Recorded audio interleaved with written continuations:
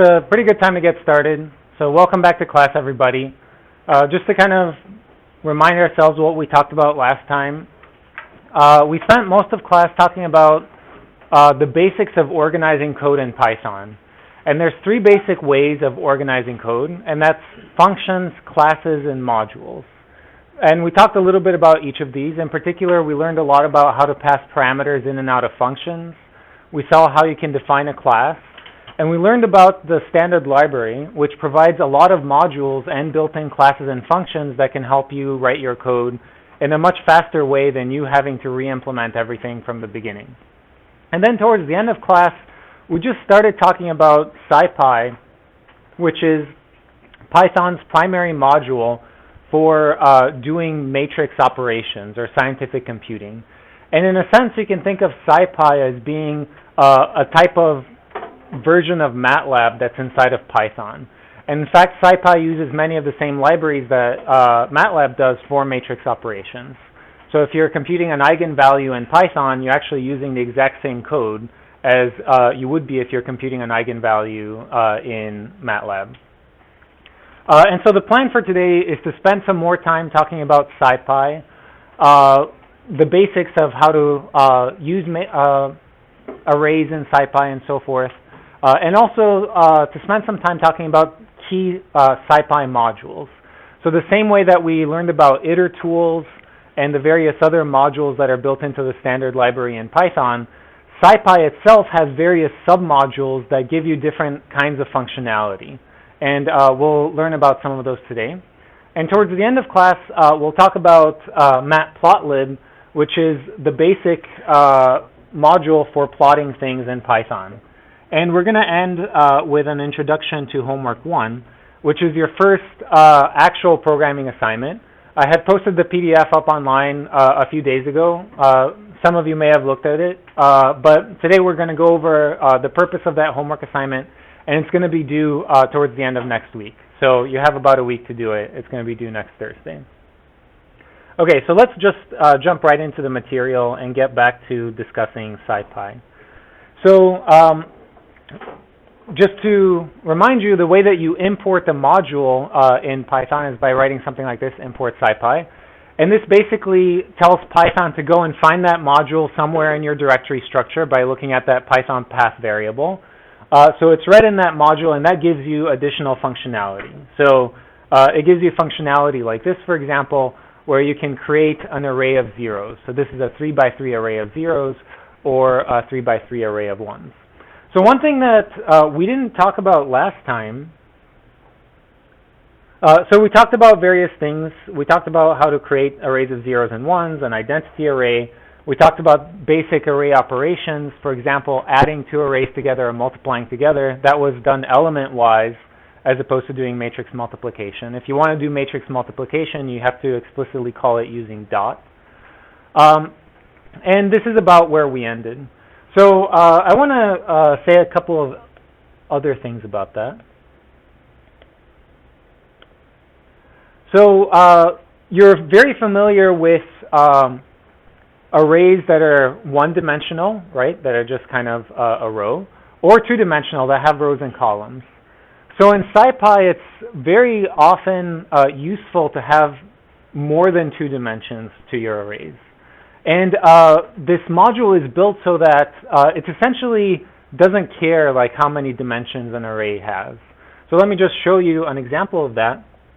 So let's say, let's just print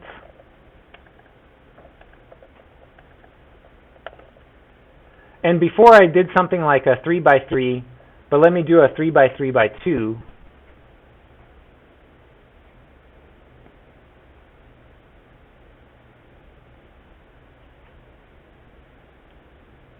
Oh, and the error that I got is that Scipy is not defined, and the reason for that is that these cells haven't executed.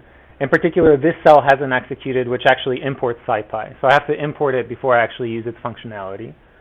So there it is, we imported it. And so now we've created an array that has 3 in the first dimension, 3 in the second dimension, and 2 in the third dimension, okay? And you can visualize this however you want. You can visualize it as a cube if you want, but ultimately it has 3 dimensions. There's 3 indices on the first one, 3 indices on the second one, and 2 on the third. Okay? So let me define these arrays that we had here. So A0, A1, and AI. And let me show you a few things. So an array is an object, the same way that we were talking about Mazdas being object last time. And in fact, pretty much everything in Python is an object. Like when you define a function, that's an object. When you define a class, that's an object. But objects store some data. In this particular case, it stores the values that are in the array. But they also have associated actions that you can do on that data. So by typing dot and tab, I'm listing all of the methods that are on that array. So a lot of these are self-explanatory, or you can look up the help associated with them. But this is how you can find out about things you can do with arrays. So T takes a transpose. All in any are various Boolean operations, argmax, argmin. As type changes the type of the array. So one of the things that we talked about last time is that lists can have multiple types in them, but an array has only one type. It's so for example, you might want to change an integer array to be a double. So the way that you would do that is with as type. And you can just scroll through this, and there are just many things that you can do to arrays.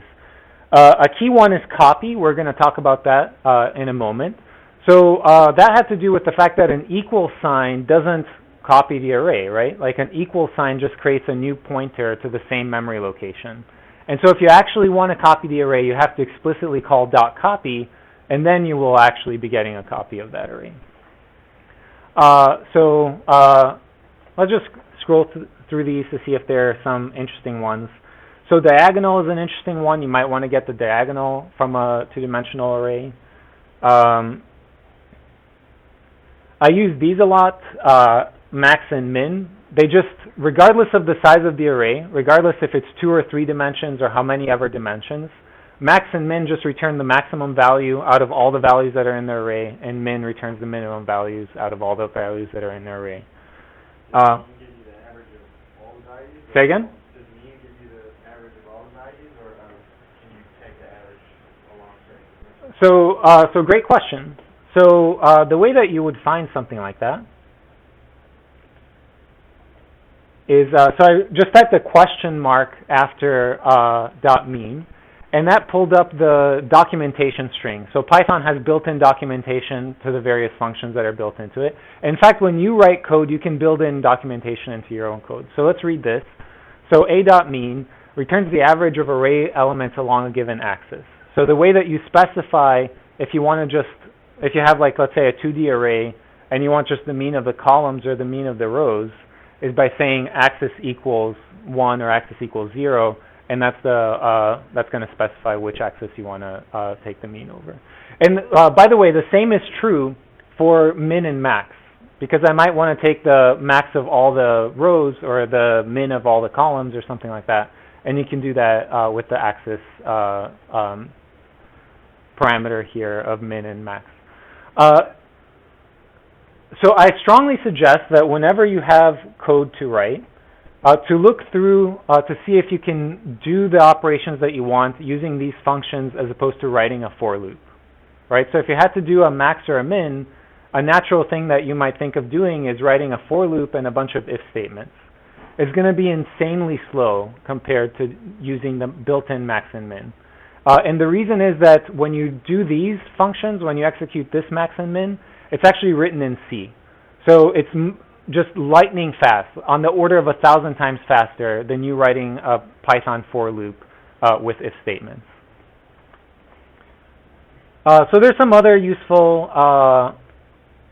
things here. So sum is another one that I use a lot.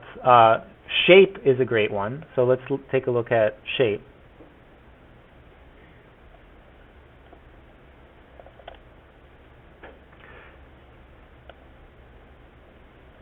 So shape returns the dimensions of the array.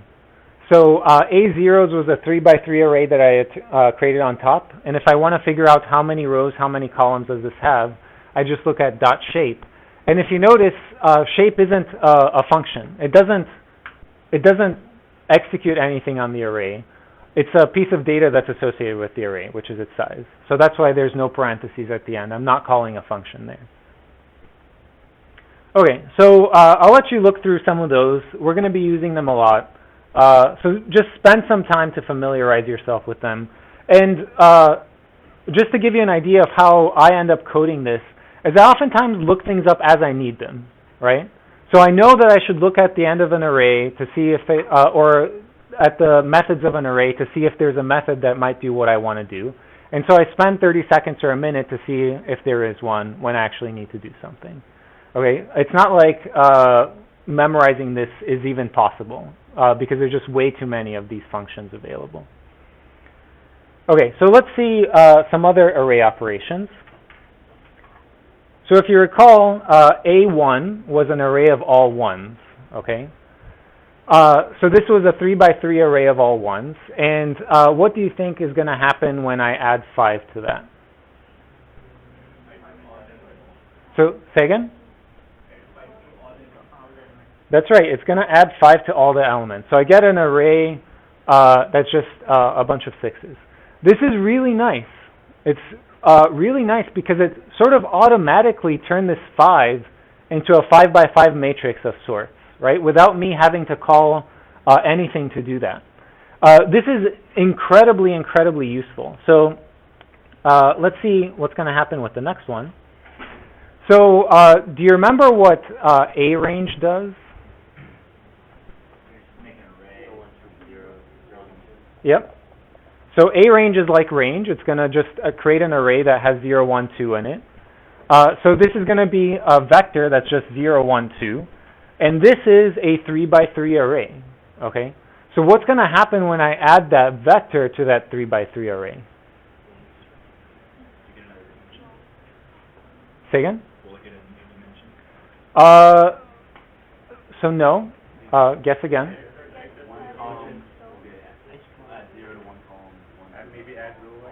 That's right. So you guys are actually saying the same thing. Somebody said add row-wise. You said add 0 to one column, 1 to another column. But what's happening is this you can think of as a row vector, right? So it's just a row vector.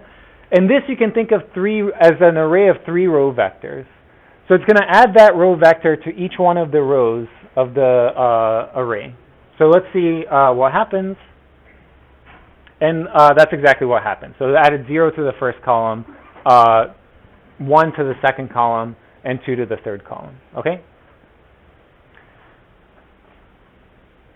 So sometimes, instead of adding to each one of the rows, I might want to add to each of the columns, right? So I want to create a column vector and do the same thing that we did with the rows with the columns. So the issue is that A range returns a row vector, right? So let me add some print statements here.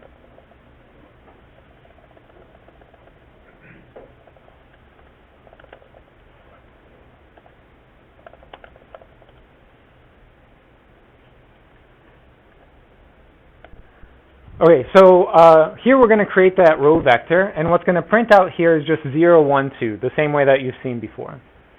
The next line expands the dimension of an array. So what that means is it creates, so the dimension of an array is how many indices it has, right? This row vector has only one index. And the way that that you can see that is by looking at, let's also print row.shape.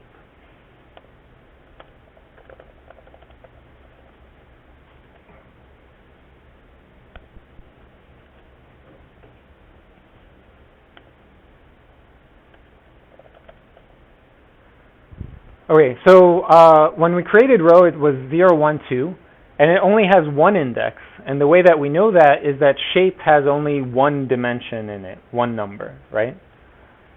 Column, on the other hand, I added a dimension at 1 for it. And so now its shape is 3, but then it created this extra dimension 1, right? So now it has 3 rows and 1 column. And so it turned that row vector into a column vector, 0, 1, 3. And then when we add it, it's going to do the right thing, the thing that you want it to do, and add that column vector to each one of the columns of the original array. Okay? So that's adding the column vector to each one of the columns of the original array. Make sense? So you can't just transpose a horizontal. No. And the reason is that this doesn't have the right dimensions. So if I transpose this, I am going to get something that looks like a row vector, but it's going to have two dimensions in it. It's going to have the first dimension size 1 and the second dimension size 3. That's different than this. But great question. And it's going to also look different when you print it, right? So, yeah. Okay, so let's talk a little bit about indexing and Boolean arrays. There are 2 topics that go together. So, so this was answer. We computed at the end of last time. And what I'm going to do is the same way that plus and minus and times are operations that work on element-wise, the same way greater than, less than or equal to, they're operations that just work element-wise. Okay, so if I do answer bigger than or equal to 2, what this is going to return is a true or false array. So it's just going to have true or false values that correspond to each one of the values of the original array. Okay, so what do we expect to see at the end here if I print answer? Yeah, so false on the top row and then true after that. So let's print this.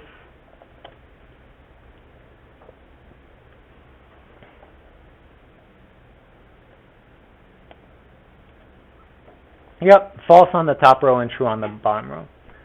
Okay, so what do you think the next row does?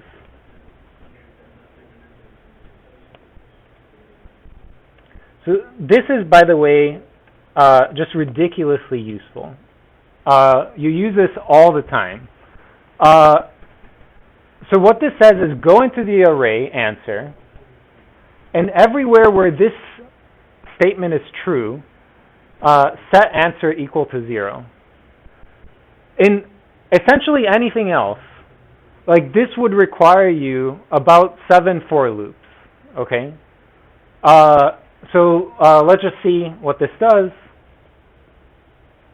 Exactly like everywhere inside of where this statement is true, we set it equal to 0, okay?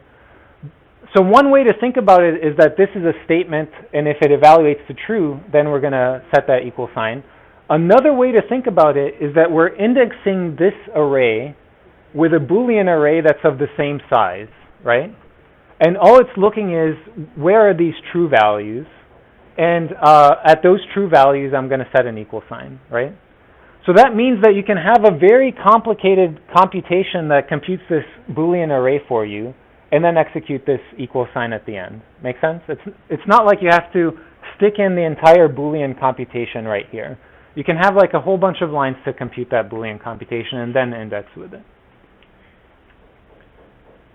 Okay, so we already talked about dot shape. It gives you the shape of the array.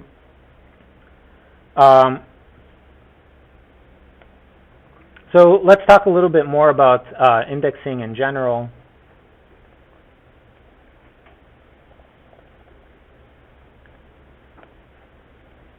So this is the array that we have, answer. It looks like this. You can index an array with up to as many indices as the dimension that it has. In this particular case, this array has a dimension 2, so that means I can pass up to 2 indices into it. But it turns out that I can also pass less than 2 indices, okay? So this is me passing in only 1 index into this 2-dimensional array.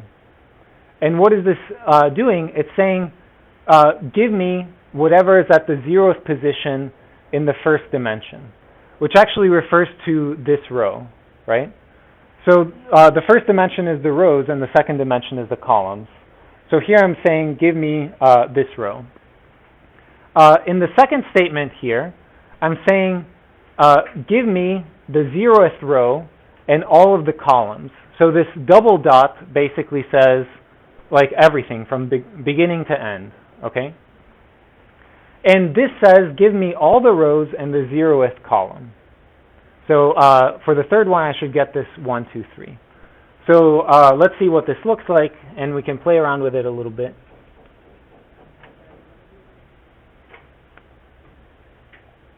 Let's add some print statements.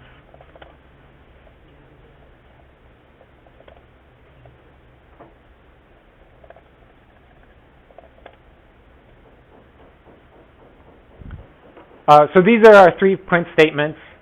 So this was the first row. This was another way of getting at the first row, and this is the first column. So you should notice that when I did this indexing, the dimension of the array reduced, right? Because I went from a 2-dimensional one, and I indexed only, so there's only one thing that's changing here, right? So that's why all 3 of these answers have only 1 dimension, okay? Does that make sense? So, and this is especially important when you're doing these column indices, right? So when I did a column index, I just got an array with a dimension 1. It's not like I have a column vector. So if you want to go back to a column vector, you have to do that expand dimension operation that we saw a few lines above. Okay, there's lots of other interesting things you can do with indexing. So here's another one. So in answer, give me the 0th row and the first column, the 0th and first row and all the columns thereof, okay? So let's see what that looks like. Yep, the 0th and the first row and all of the columns, okay? You can also do things like this. So this colon basically works like this. It says you can put a start index before the colon and an end index after the colon, and it's going to take everything from the start to the n minus 1. So when I just do the colon, it just assumes that it's the beginning to the end, however big it is, right? But I could do something like colon 1, and what's that? What should that return?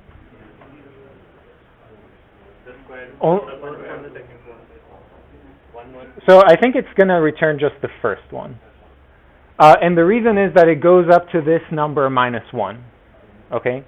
So unlike MATLAB, and this is done for a reason, like all the functions in Python work this way, is that this last number doesn't get included. So the same way that range returns you 0 through 9, when you do range 10, this last number doesn't get included. And the reason is that you can actually pass in length there. So I can do things like answer shape 1. Okay, so what did I just do there? So answer 0 and first row, and then all the columns from the beginning up to answer shape 1.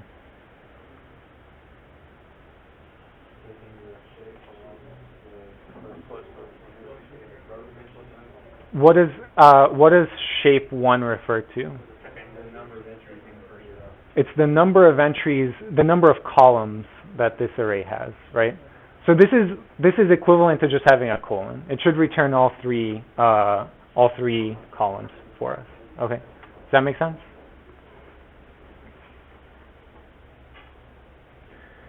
Okay, so there's all kinds of other cool indexing tricks. So here's another one. It's a built-in Scipy operation called where.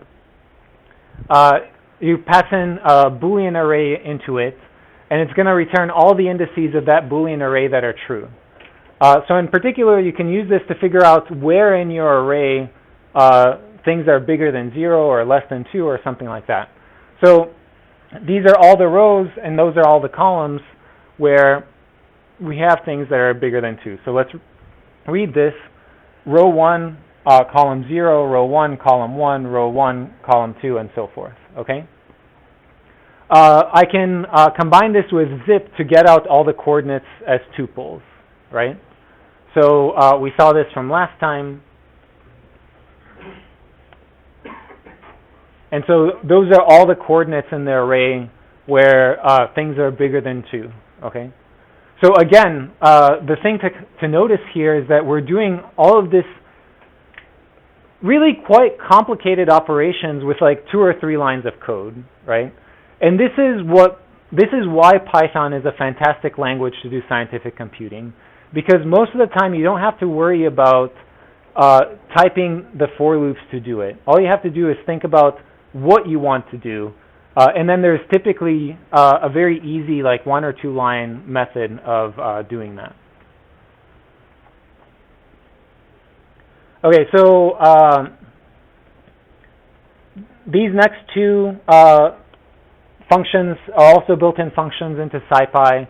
I use them sometimes, and what they do is they either horizontally or vertically stack arrays. So I have a couple of arrays, and I want to sort of combine them into one big array. So if you remember, A0 was a 3x3 array of all zeros, and A1 was a 3x3 array of all ones. And so what this should do is give me, so I'm horizontally stacking, so it should give me 3 zeros followed by 3 ones, right? And the array should have 6 columns and 3 rows. And the second one is going to do the same thing, but vertically.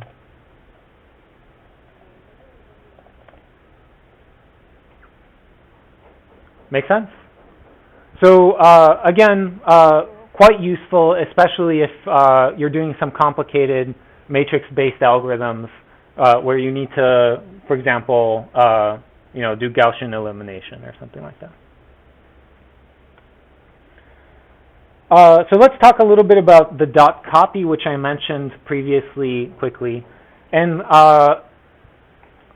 let's think about this sequence of lines and what it will do. So A is a 3x3 array of ones. I set B equal to what? Yeah, the first row. So first row, all the columns. And then I said B0 equals 0, okay? And then I'm going to print A. So what do you think this is going to do? Absolutely. Okay. So absolutely it's going to put a 0 in A. And the reason is that these indexing operations, the same way that equal sign doesn't create a copy of something, they don't create a copy of the original array, okay? If you want a copy of it, you have to explicitly call dot copy. So let's try to do that. Well, I think I do it down here. But let's give it a shot here.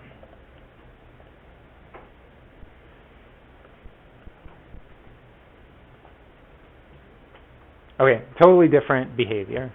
So what did I do? I still indexed A, but before setting it to B, I created a copy of it. Now when I alter B, A doesn't get altered because I actually have a new space in memory for B. Make sense?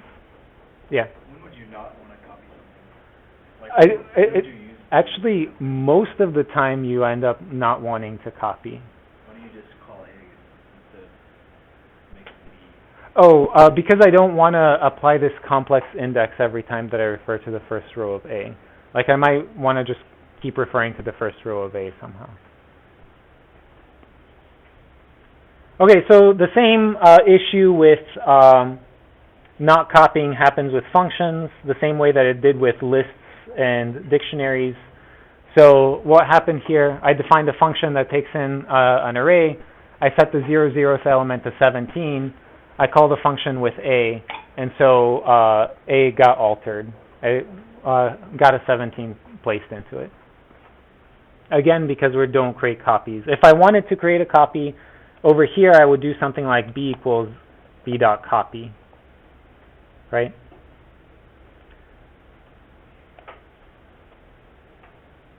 And so now A doesn't get altered by the function. Make sense?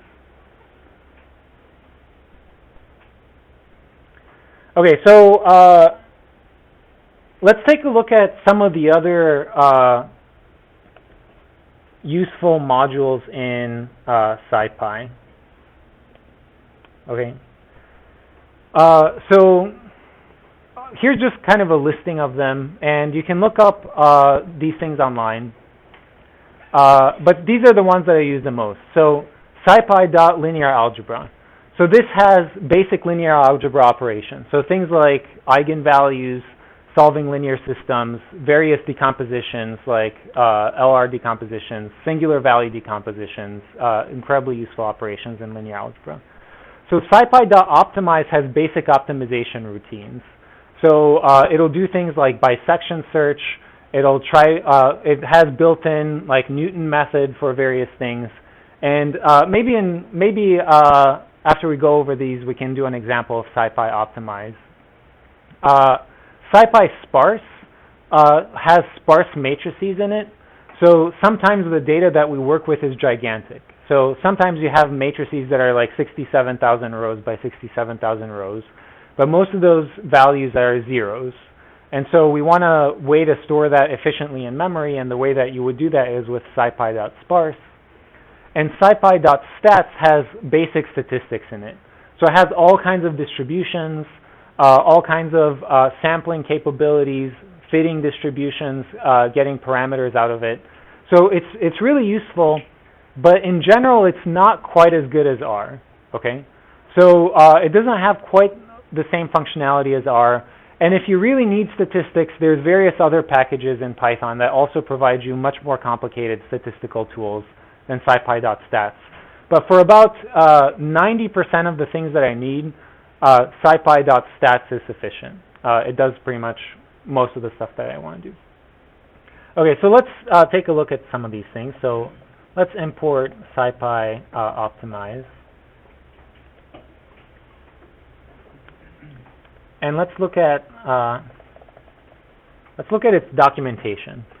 So the way that I looked at the documentation for a module is the same way that I looked at the documentation for the function, by just adding a little question mark at the end, or you can call help on the module and it works just as well.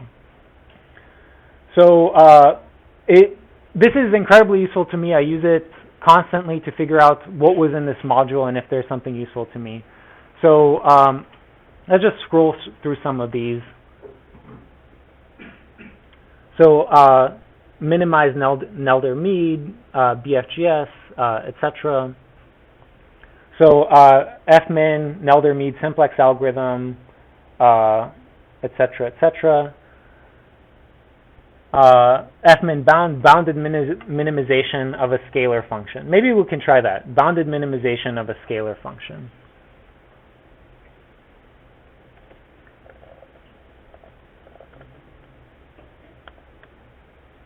So let's see the documentation for that.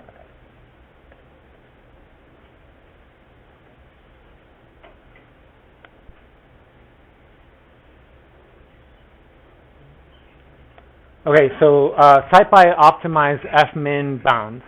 So what I have to pass in is a function. So callable, it takes in a parameter x, the objective function to be minimized. Must accept and return scalars. Okay, so it kind of defines it for us. X1 and X2, the float or array scalar, so that's the bounds over which I'm going to optimize. Args is some extra arguments that are passed into the functions, and then the rest is some tolerance, the maximum number of function calls, and so forth. So we're not going to use the rest of the arguments, but let's just use the first three to optimize something. So let's define a function. Okay, so really simple function. It's just going to return x squared. And let's try to optimize. So the way that I pass in this function into fmin bound is by passing in the object that is the function. Okay, so when I do this, it actually creates an object. That object is called afunc, the same way that we had arrays that were objects and had data and things associated with them. So this is an object, and here I'm passing it to fmin bound. And I have to say between what value and what value to optimize. So let's say from minus 2 to 2, or maybe minus 2 to 3. And it basically returns 0, right? So it returns 2 to the minus 17. And why is this 0? That's machine precision. Yeah, machine precision. This is probably getting executed in floating points. Floating points have about this much precision, and so that's the best that this thing can do. So let's change this a little bit. Let's optimize from 1 to 3, and the answer that I get is about 1. Okay? So incredibly useful, right? So really simple routine that can take an arbitrary scalar function and minimize it for you. And needing to do this just happens over and over again in all kinds of projects that I've had to do. And so it might be useful for you to look at that. So fmin bound is really useful, and there's many other useful things in scipy.optimize. Okay, so the next module I'd like to spend a little bit of time discussing, and that's pretty much all I'm going to say about Scipy. You're going to practice a lot of it in the homework assignments. You're going to get to know it really well. The next module that I want to talk about is matplotlib, which is the main module for creating plots.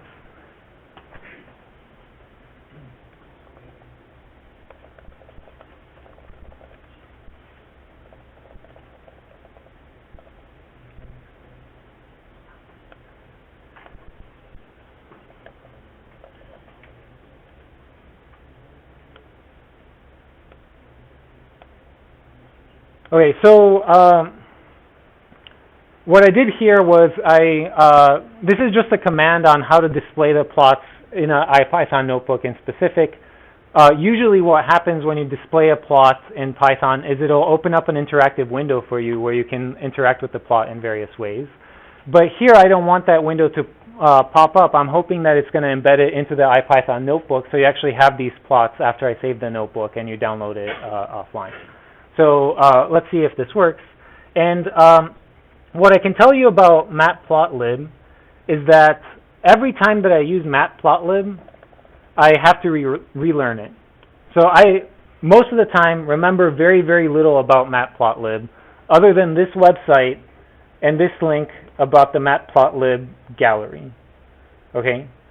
And whenever I need to create some sort of like custom complicated plot, I go to the gallery here and I figure out what exactly I might want to do. So maybe you have a project where you need to display 3 histograms side by side, and you think this is a particularly cool way of visualizing it.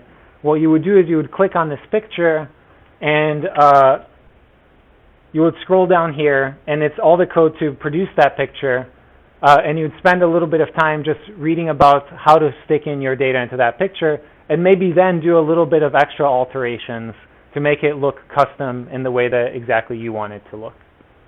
So let's take a look at some basic functionality of matplotlib. So let's just do, let's say A is A range 10,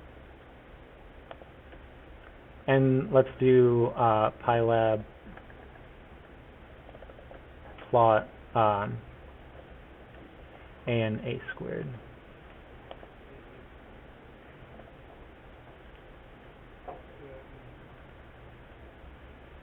I plotted A times 2. If I want squared, it's that operator. And great. So we plotted squares, and let's edit this a little bit. So what if I want like the whole parabola? Like I have to start not only from 0 to 10, I want to start from something like maybe minus 10 to 10. Not only that, but maybe I'm unhappy that this looks a little jagged. And it's looking jagged because what pylab is doing is plotting each one of the points that is over there and then just connecting them with a line. So I want to add some more lines in there, okay? So the way I'm going to do that is just by altering A range. So let's go from -10 to 10, and let's go at steps of 0.2. Yeah, great. And so now we have a much nicer looking parabola. So what I mean by Matplotlib allows you to interact with things is that you can do things like drag the plot around and it'll just replot it. You can do things like zoom to a particular area. So sometimes this is useful for me to kind of interact with plots and see what happens, as opposed to just going into the code and replotting things.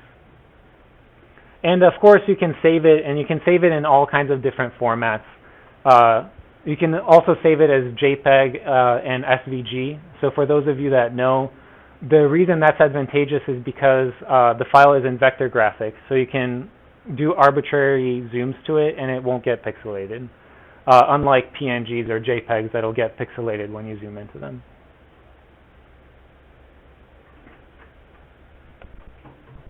So let's do a couple more things here with this plot. Let's add a X label.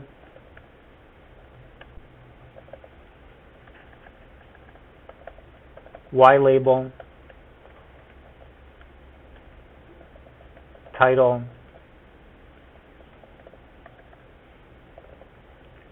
Let's add a label to this line. Let's call it my line.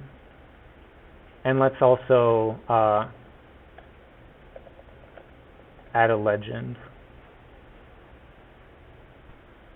Okay, so now we got quite a complicated plot with just a few lines of code. So we have our X and Y labels, our title, our legend, and so forth.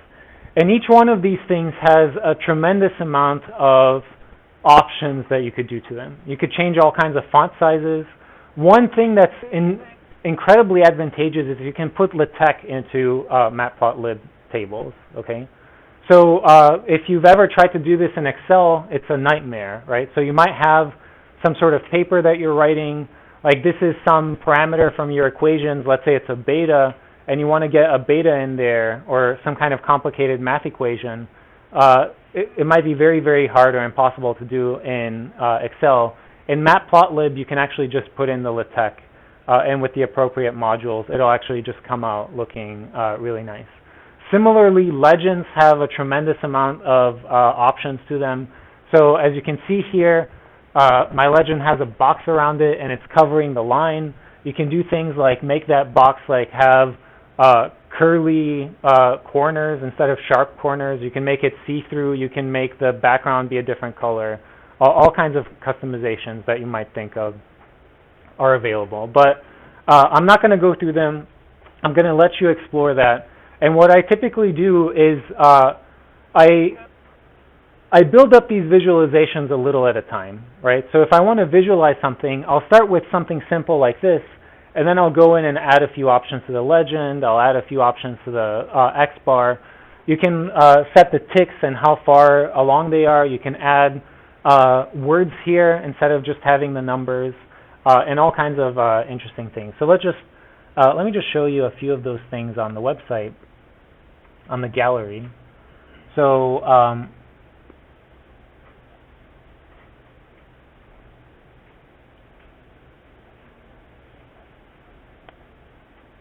so here's a great one of like if you wanted to put some arbitrary text in the middle of your plot that has some LaTeX type code in it, right? So this is what you would click on. Obviously, they also change the colors of the various titles, and then you could take a look at what they're doing here. So here they're setting in all kinds of parameters, like the color they set to dark red. They change the font family so that it's not the usual font family. They change the font size. And this is the part that actually does the LaTeX. Let me zoom into that so you can see it a little better. So And this just looks like LaTeX code, right? And so just really, really nice, like much nicer for doing equations than most other things I found.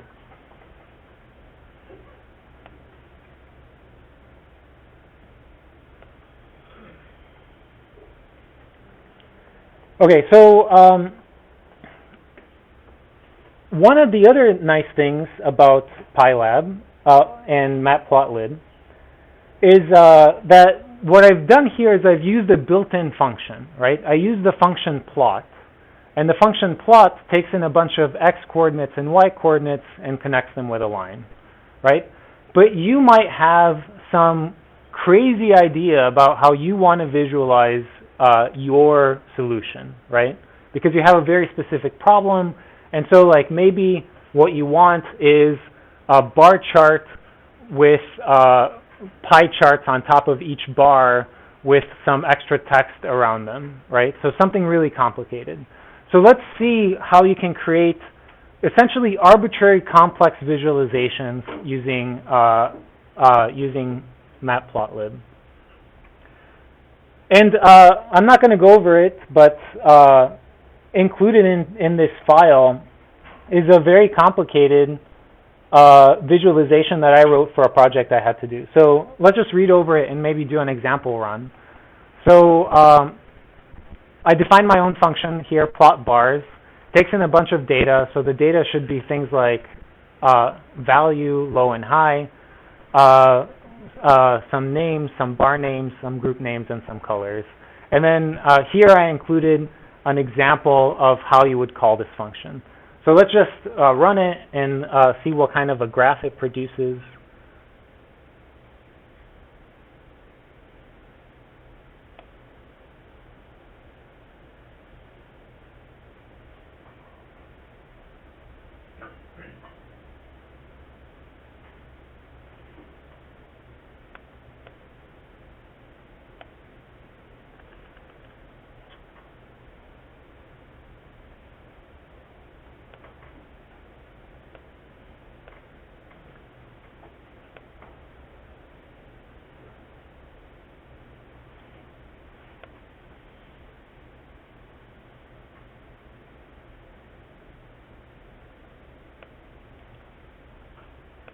So just having some issues copying this. Let's see if it works.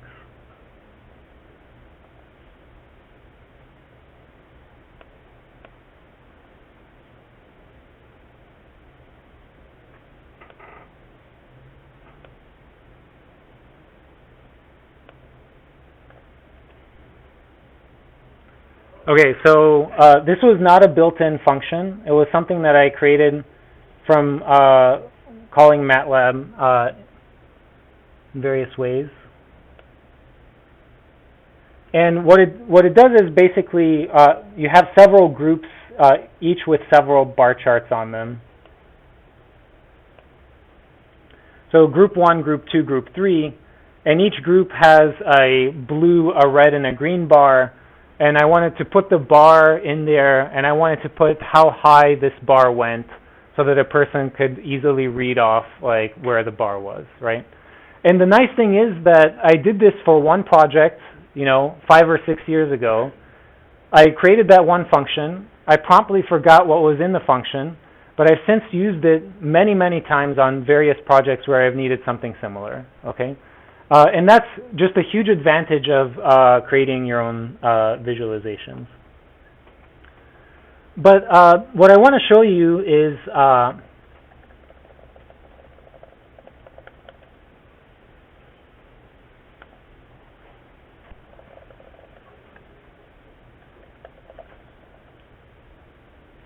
okay, so Matplotlib has a sub-package to it called patches. So patches is the basic building block of a visualization. So things like a circle, an arrow, an ellipse, a fancy arrow, each of them is a patch. So if I want a circle to appear on my visualization, I would add a circle patch to the Matplotlib axis. If I want an arrow to appear, I'll add an arrow patch. So let's take a look at arrows. Let's take a look at what kind of attributes an arrow has. So an arrow has a x, y, a dx, dy, and a width. So you can read what these things mean. So let's read. So draws an arrow starting at x, y, direction and length given by dx and dy, and the width of the arrow is scaled by width. So usually what I do is, as I'm reading the documentation, I kind of give this a shot. So let's try to just create a plot that has a single arrow on it and go from there to make something more complicated. Okay, so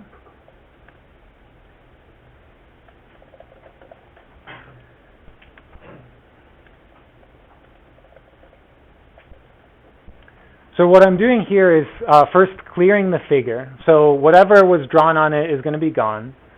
The next line creates an axis object. So an axis object is, the XY axis. It's where all of the drawing is going to happen, is going to be on top of this axis object. And then on this axis, I want to add a patch. That's going to be an arrow patch. So let's add an arrow patch that's at 0, 0, and goes to 1, 1. And its width is, let's say, 0.02. So that's an arrow.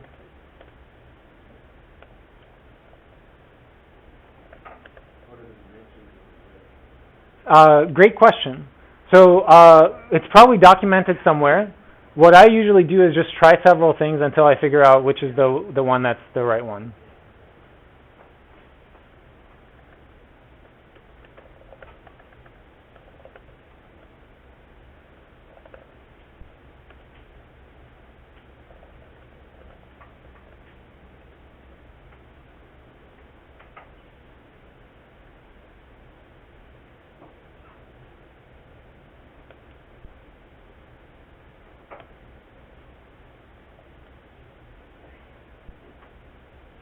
Okay, so when I called pylab.show,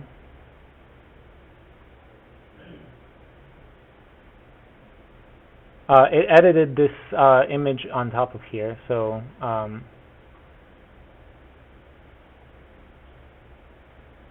let's take a look at what that did. So this looks roughly like an arrow. So maybe it's not wide enough. It does start at 0, 0. It does go to 1, 1. But maybe I want to make it a little wider.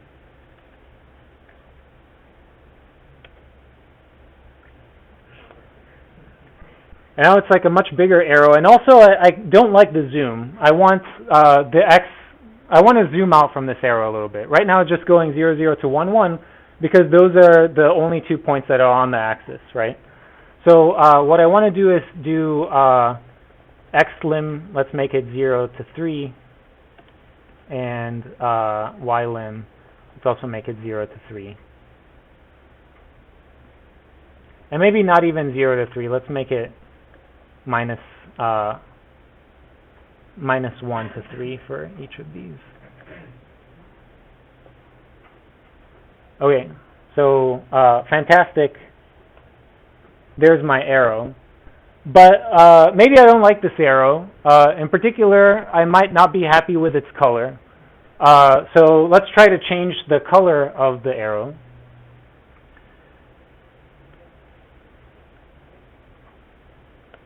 But I don't remember how to do that. So we're going to go back to the arrow patch documentation to read about that. Okay, so over here, it just says we have the xy, dx, dy, and the width. We're using all of those. But then we have a bunch of keyword arguments. So if you remember, what this does is it takes a bunch of keywords and just combines them into a dictionary. So where those are documented is down here. So let's scroll through there to understand what other options we have for arrows.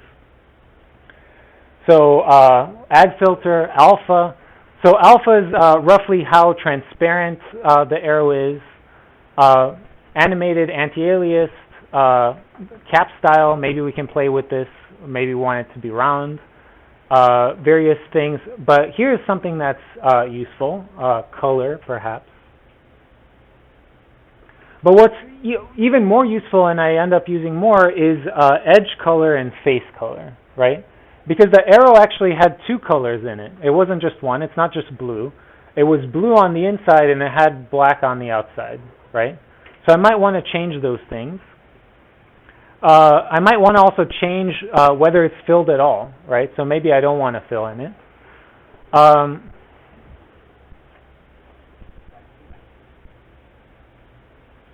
You can put various labels and stuff, but what I was looking for is line width. In particular, that black border, like maybe I want it a little bit thicker. So let's make the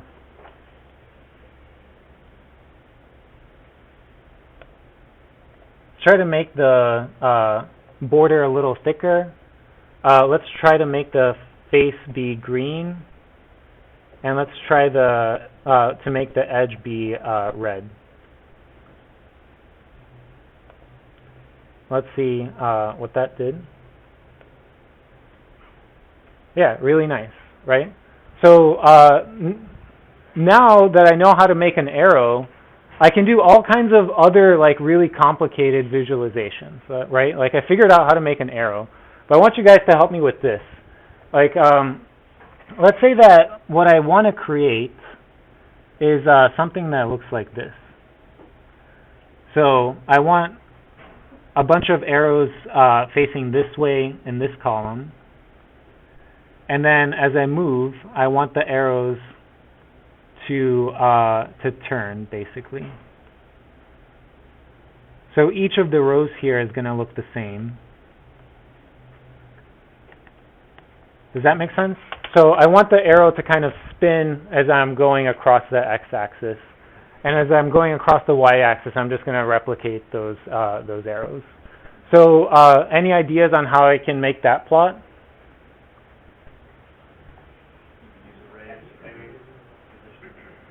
So arrays for positions, absolutely.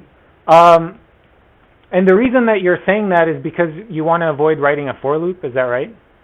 Sure. Okay. So in this particular case, like we're going to write a for loop instead of use arrays. And the reason is that, one, there's not very many of them, is the main reason, basically. But you're right that if you get to visualizations where you have to visualize on the order of like 100,000 data points, then you have to use special functions for the visualization because the for loop is going to be too slow. But here, maybe I'm just going to do a 10 by 10 row. So I can just write a little for loop to do that. So I'm going to write a for loop. So help me write the for loop here. Let's figure it out together.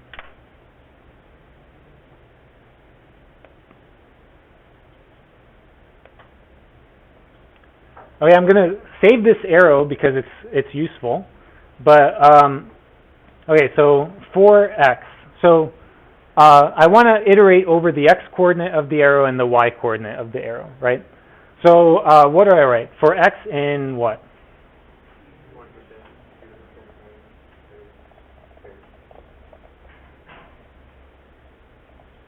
Okay, a range 10. For y in 5 pi, a range 10. Okay, and then what do I do inside of this for loop? So now I got a particular x and y position, right? So what do I do in there? Redefine an arrow and add it to the grid. Exactly. I have to create an arrow patch that's going to be the one arrow that's on that particular xy position, and I want to add it to the axis. Okay? So let's do that.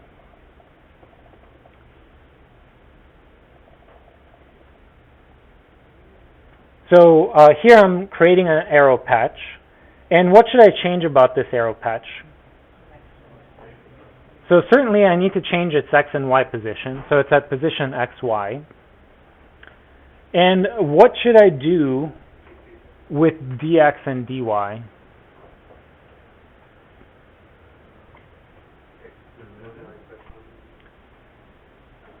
Oh, we can start easy. So right now, one thing I'm going to do is make them a little bit shorter. And the reason I want to do that is because these x and y coordinates are shifting by 1 each time, right? So if my dx and dy is 1, then the arrows are going to be running into each other. So I made them 0.3, 0.3, and let's maybe change this width a little bit. Let's change it from 1 to 0.5, and we'll see how that looks. I also want to change my x limbs and y limbs. And let's see what this looks like. Okay, I got a whole bunch of arrows kind of close to what I want, but not really. In particular, what's not happening that I want to happen, I want the arrows to rotate as I'm going across the x-axis, right? So how am I going to do that?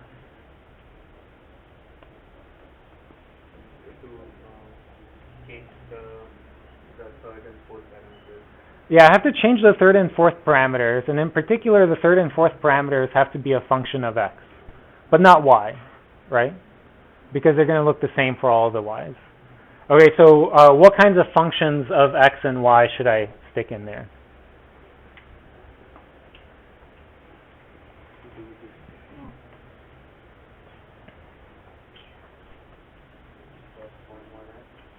Say again?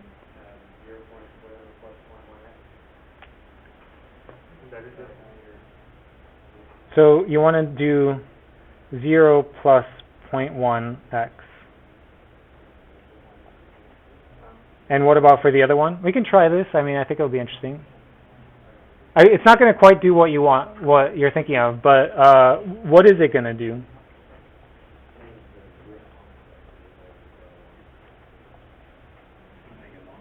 That's right. That's right. So what I'm going to get here is longer and longer arrows. Okay, looks kind of cool, but still not what I want.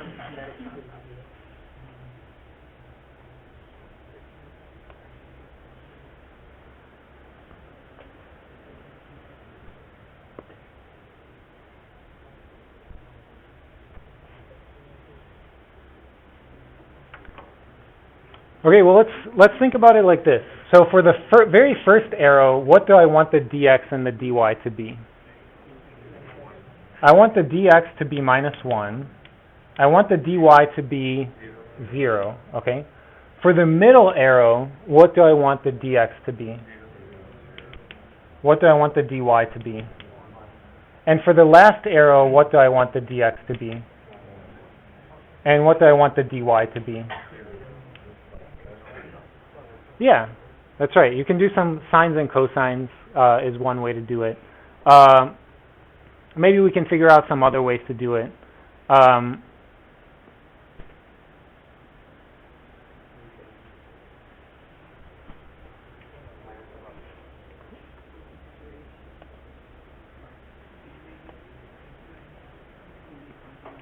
So did anybody figure out the sine and cosine way to do it?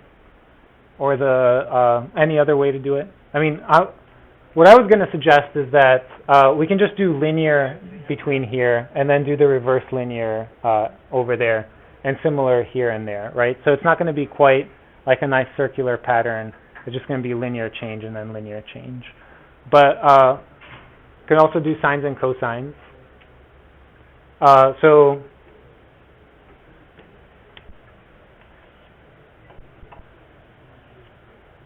this was sine,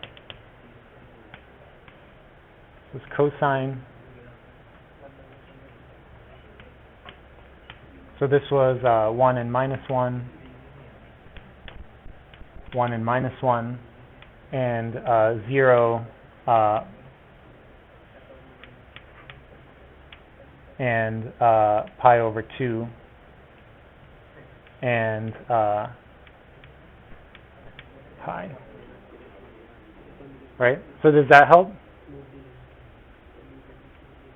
Did you figure it out yet?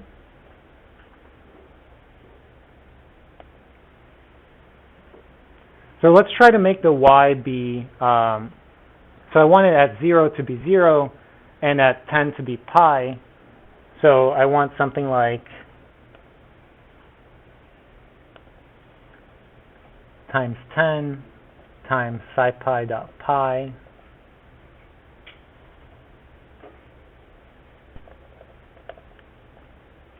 and I want it to go, say again? So I want sine for the x.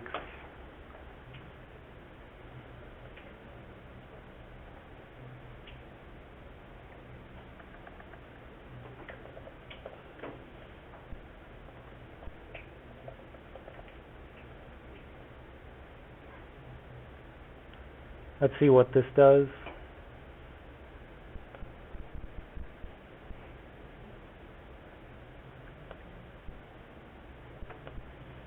So my arrows aren't changing at all.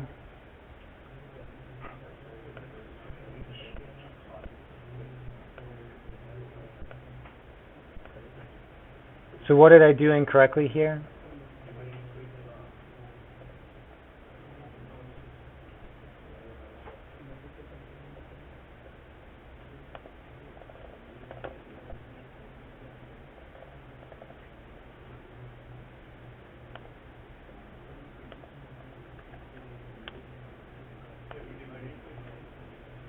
That's right. It looks like, that's right. I need to be dividing by x.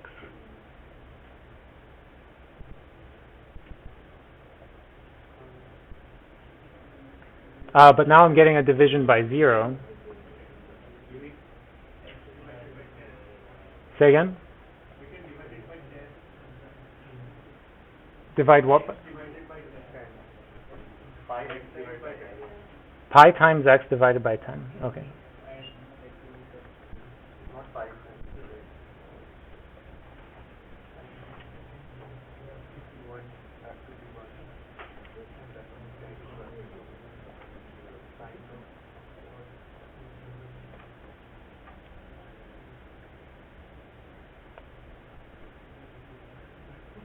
Okay, I mean, getting closer, right?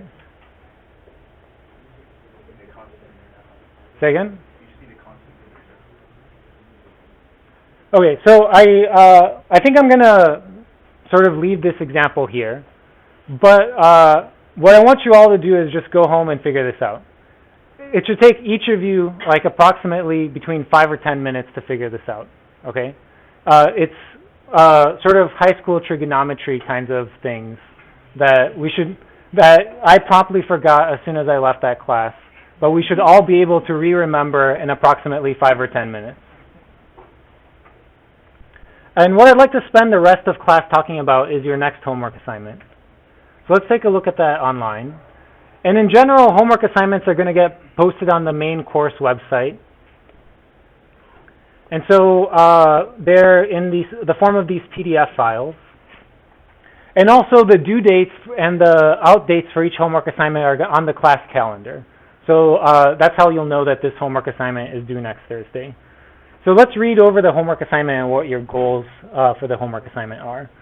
So by completing the homework assignment, you're going to basically get some first-hand practice in working with Scipy and Matplotlib, because it's very different between you doing it yourself versus you watching me sort of like type it up on the board, right? So this is going to be your practice of working with these two packages. And the first things that the assignments are going to build up in complexity, and this is the simplest one. Because it's the simplest one, I'm giving you sort of step-by-step instructions to do this. And over time, these step-by-step instructions are going to get more and more vague, whereas you have to fill in the details of those things, right? So the step-by-step instructions here are to read some documentation, and then create some matrices, and do some plotting, and ultimately you are going to create plots like this. Okay, and you're going to play with both Scipy and Matplotlib and documentation of both of those packages to create things that look like that. You're going to recreate these essentially exactly, and then towards the end you're going to create a plot that looks something like this, and in between you're going to do some encapsulation. So what you saw so far was we started with a bunch of for loops and arrow patches and so forth. But once I figure out how to do that arrow graph, I might want to turn it into a function that maybe takes into parameters how many rows and columns that I want of arrows and so forth, right? So similarly here, you're going to do some encapsulating into functions. So you're going to write a few lines of code that do something, and then you're going to abstract it out into a function that takes some parameters that changes the way that that code works, okay? And so that's what's going to happen when you move from these top figures to these bottom figures. You're going to be essentially reusing your code from the top figures in an interesting way to create the bottom figures, okay? And what I'd like you to turn in at the end of this assignment is the following. I'd like you to turn in 3 things. So the first 2 things that I want you to turn in is your Python code and a PDF of all the figures that you created. And could you please name them in this particular way? This is really useful in terms of grading, so that when I download a bunch of files from you guys, like it's named exactly the same for each person. And the third thing I'd like you to do is the following. I'd like you to create a short, maybe 1 or 2 minute video or screencast using some of these tools that explain your code, okay? I want you to explain why it is that you created your code in that particular way. The reason for this is, there are several reasons for this. One, creating a screencast is incredibly useful, okay? You can use it to record your talks that you're giving to your classmates, to courses and conferences that you might go to. And so it's just going to increase your ability to communicate with people in general. So learning those tools in itself is useful. The second thing that's useful about it is that it's going to make you think a little bit about why you created your code that particular way. So one last thing that I want to say about this assignment is ultimately either myself or our TA is going to take a look at your code, but one of the things that I'd like to try out for the first time in this course is I'm going to have Canvas do what's called peer grading or peer review.